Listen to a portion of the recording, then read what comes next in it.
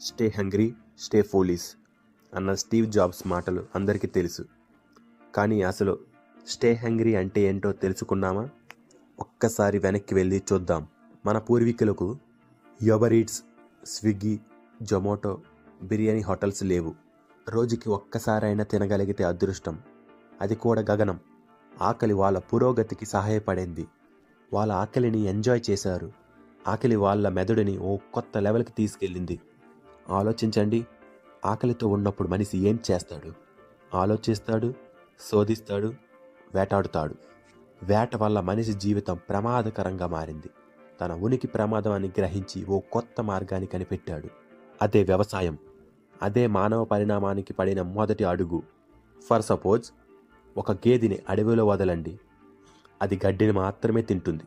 అదే మనిషిని వదలండి, వాడు గడ్డితో పాటు ఆకుల్ని, చెట్లతో పాటు చెట్ల కింద ఉన్న దుంపల్ని, చెట్ల పైన ఉన్న పక్షుల్ని, చివరికి పక్షి రెట్టల్ని కూడా తింటాడు.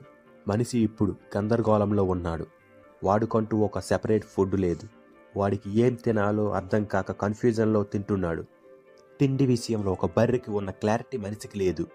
ఇప్పుడు చూస్తే రోజుకి 2-3 సార్లు, కుదిరితే 6 సార్లు తింటున్నాడు. చేప తింటే ప్రోటీన్స్, గోధుమలు తింటే కార్బోహైడ్రేట్స్ అని క్యాలిక్యులేషన్స్తో బ్రతుకుతున్నాడు ఈనాటి ఆధునిక మానవుడు. ఈ మధ్య కాలంలో అనేక మాధ్యమాల ద్వారా చాలామందికి ఉన్న కామన్ డౌట్ ఏంటంటే, ఫుడ్ తక్కువగా తీసుకుంటే నీరసం వచ్చి మెదడు చురుగ్గా పనిచేయదు కదా అని డౌట్ వస్తుంది. అయితే ఒక్కసారి వెనకటి కాలంకి వెళ్ళి గమనించండి.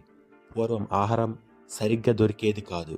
మనం ముందుగా చెప్పుకున్నట్లుగా కరువులు, వరదలు, జబ్బుల వల్ల రోజుకి ఒక్క పూట తినడమే గగనం. ఇక వర్షాకాలంలో అయితే నెలల తరబడి ఆహారం దొరికేది కాదు.